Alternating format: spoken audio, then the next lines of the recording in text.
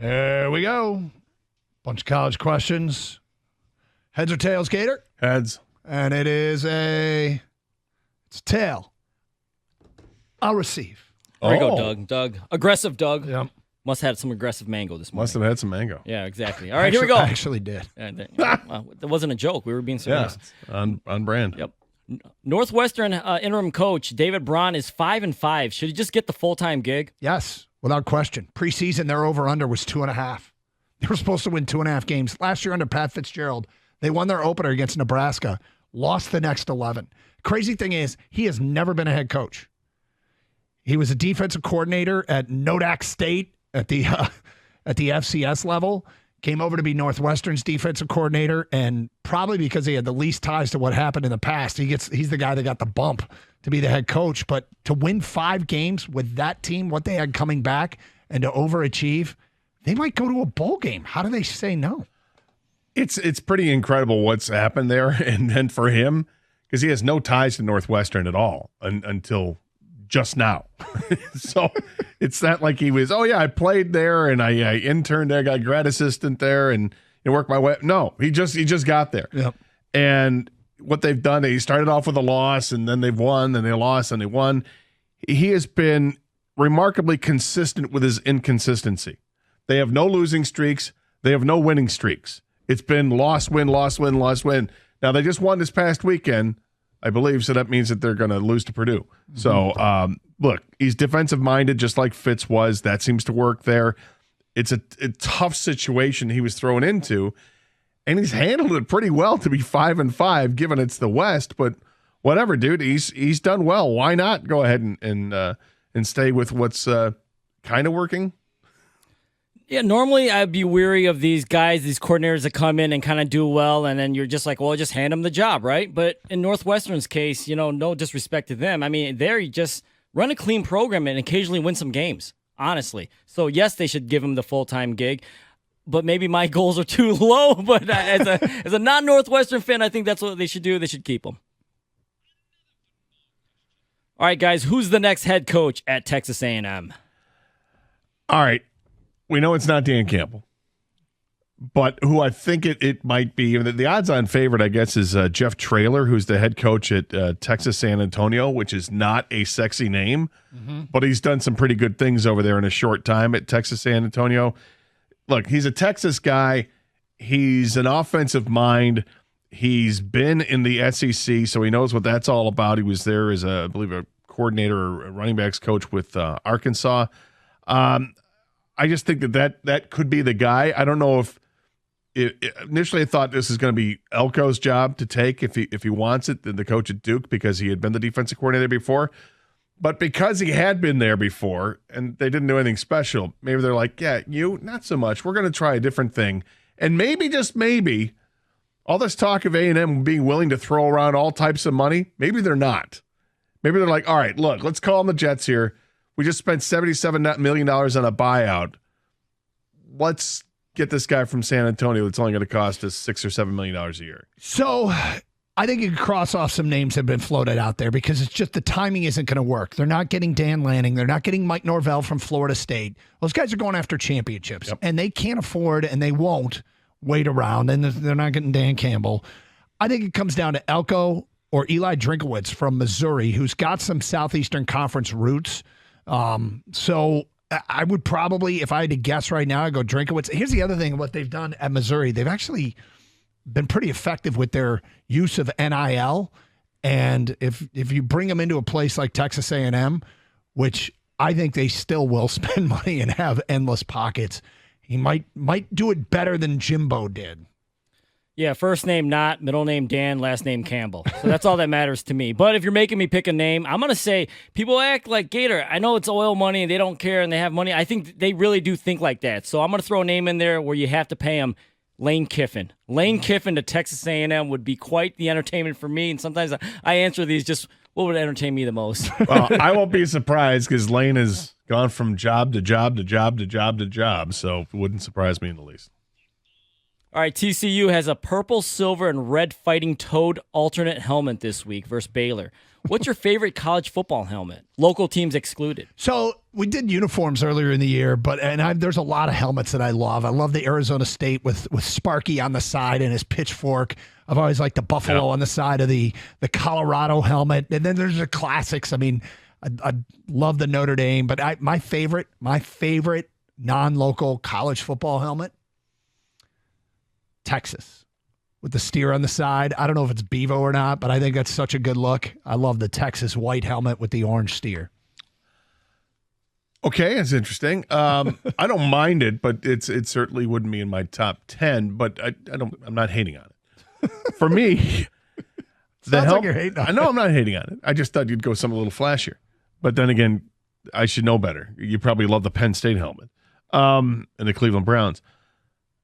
My favorite one is the gold shiny helmet of Washington. I know it looks like a Christmas tree ornament at times. I love Christmas, and I love that gold shiny look with the W in there.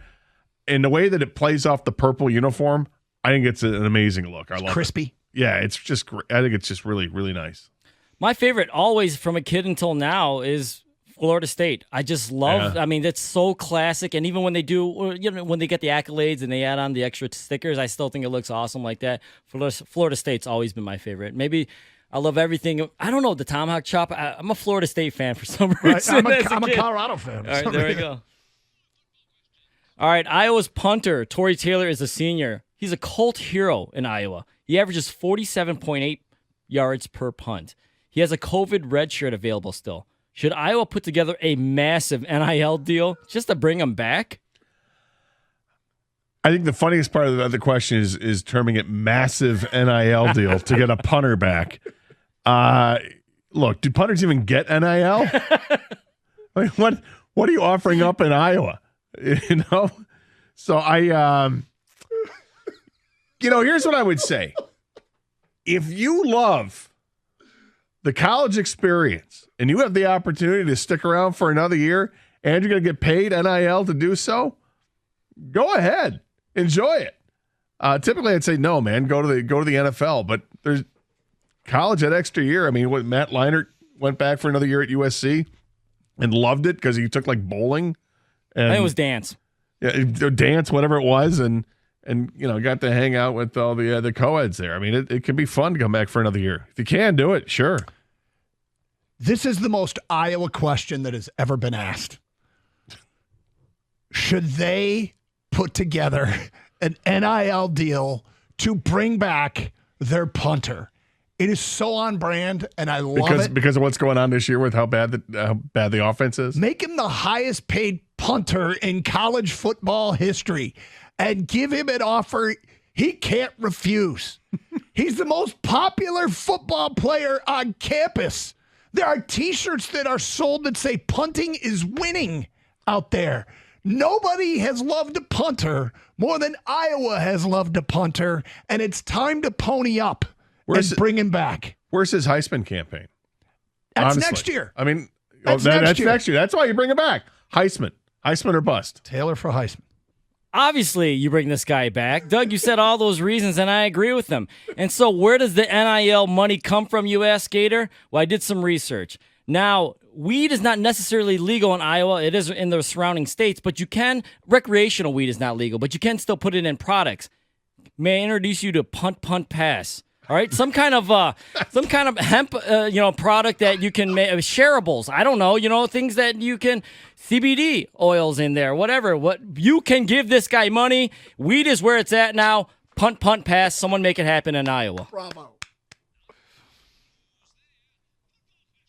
right, 28 teams make the Division II college football playoffs. Grand Valley plays Ferris State in the first round, unfortunately for us. But guys, who do you got?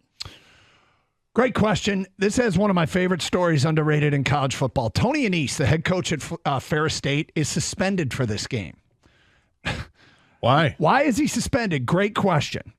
Because last year when they won their second national title, some Ferris State players were told, do not light up a cigar in the post-game celebration. They did. And then a small number of student athletes, according to Football Scoop, attempted to remove Ferris State branded wall stickers to take home as souvenirs. That was cited by the NCAA as well. And the NCAA's punishment was that he had to sit out Ferris's first future playoff game. So he is sitting out this game. These two teams have already played. Grand Valley won earlier in the year. I'm going to go with Grand Valley to win this game.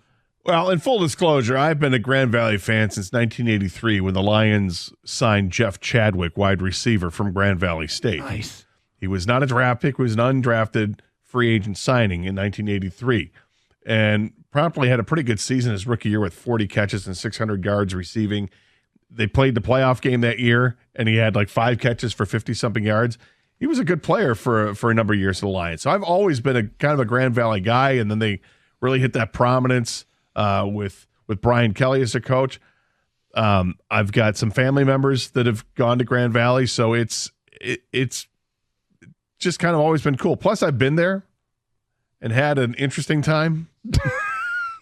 It was an interesting time. I've never been to Ferris, so I'm a Grand Valley guy. All right, I'm not going to lie. Just flip the coin. Ferris State is the play, boys. Is Florida State guaranteed a spot in the college football playoff if they finish undefeated? Is there actually like an argument for a one-loss team to get in ahead of Florida State? I think there is, okay? And I'm sure Florida State fans that are listening right now, and there are many that are listening right here, now. Here. They start the season with a win against LSU, and it pounded them 45-24. It was the beginning of the season. Nobody remembers the beginning of the season. Since then, they haven't played anybody. They played Duke, but Duke was with a gimpy Riley Leonard at quarterback, and he had to leave the game. They just haven't played anybody. And they haven't been tremendously impressive, like blowing teams out 55-0 or anything like that. What do they have left? North Alabama, Florida, and then they'll have an ACC championship game likely to be against Louisville. And if Louisville's a 2-loss team going into that game, which they could be, there's just not a whole lot there. And the thing is that you'll have, let's say, the loser of the Michigan-Ohio State game. If it's a good game, they're going to have a claim. Let's say that Alabama beats Georgia in the SEC championship game, but it's a great game. Georgia's got a great claim. What about Oregon and Washington? If Oregon beats Washington in the Pac-12 championship game in the rematch, all of a sudden it's like, wait a minute, both of those teams, they're really good. They played each other twice. They're even. Could Florida State get squeezed out? I think they could if they're not terribly impressive the rest of the way. I think Florida State gets in if they finish undefeated. All those scenarios could play itself out. I don't think any of them will. I think if they go 13-0, win the conference, I just can't see them not making the playoff. Yeah, I wish I could come up with a better argument, but I agree with you, Doug. It's just there's just no way an undefeated Florida State team. I think that not only Florida State go nuts, I think the college fan base would go nuts. They'd want Florida State in there. I don't think any one-loss team would jump Florida State. There's just not much of a resume. That's all I'm saying. And I think other teams can put together a better resume if they had a loss than what Florida does if they don't. And there it is. That concludes the live animal mascot NIL transfer portal marching band thingy. We do it every Wednesday here on Karsch and Anderson on 97.1 The Ticket.